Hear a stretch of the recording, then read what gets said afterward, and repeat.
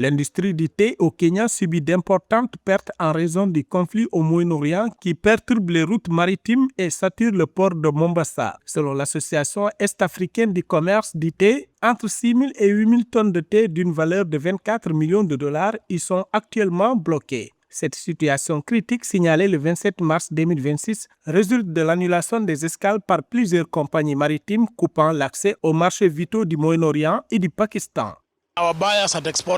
La situation au port est actuellement critique car de nombreuses compagnies maritimes ont annulé leur escale à Mombasa en raison du conflit actuel au Moyen-Orient. Par conséquent, chaque semaine depuis le début de la guerre, environ 20% de nos thés sont restés à Mombasa en raison des perturbations des voies maritimes.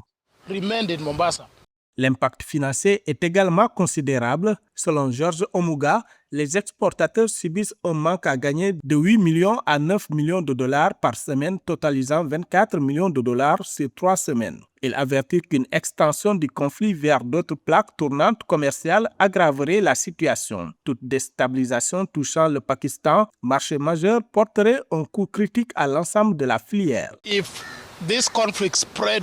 L'un des ports servant de plaque tournante pour le Pakistan a été attaqué et le Pakistan importe environ 40% de notre thé. Si le conflit s'étend à cette zone, nous risquons de perdre plus de 65% de notre marché d'exportation.